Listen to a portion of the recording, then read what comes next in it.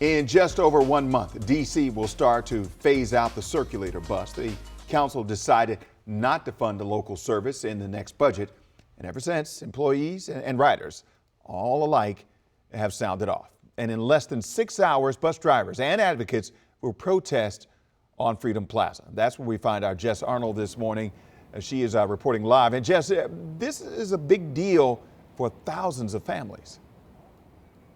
Right, and they've been talking about it since the council first brought up not funding it in the next fiscal year budget. And so this first phase down, according to the Department of Transportation, officially begins October 1st with plans to completely end the service by the end of the year. So this is impacting a lot of people, from the people who ride the bus to the people who operate it. So I want to bring in a supervisor of a Circulator who has been with them for 10 years, so really knows it, knows the city.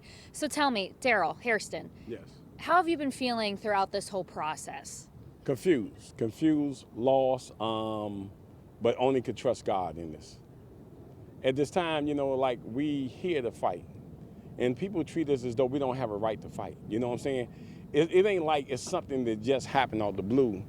It's something that came up that was not expected. We was told that we had a 5-year contract. We was excited, happy. People went out, bought cars, bought houses, sending their kids to college.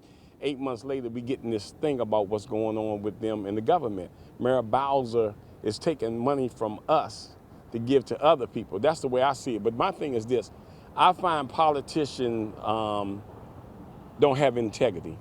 They are human. They do make mistakes. But when you do stuff like this, it's intentional.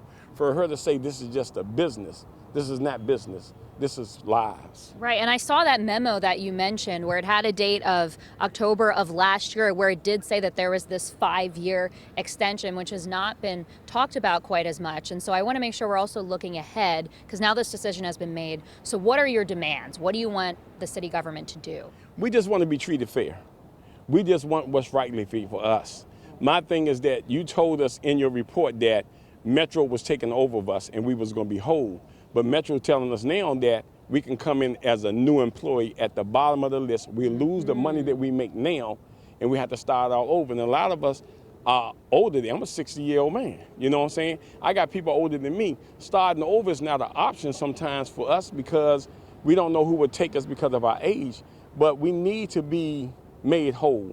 Whatever we can do, just treat us fairly. Don't treat us like this. Don't leave us out here like this when we've been working there for years and you just cut us off, but you go up and open up another bus company that costs $40 million. But you said you saved $30 million with us, right? But you go cut a ribbon for a $40 million bus that don't even do what we do. It just ride up and down the street, and it's free, and we just $1. Right. And I'm sure it's a lot of back and forth. Thank you for sharing your perspective with us this morning, because we know it's super important. I did ask the head of the Transportation Committee, Councilmember Charles Allen, if they plan to hold a hearing where we'll get to hear more of voices like Daryl's here. They said they haven't made the schedule yet, but it is on the table. So we'll have to see moving forward if that's the case. But that is certainly one of the demands out here. Again, that protest starting here at 11 a.m.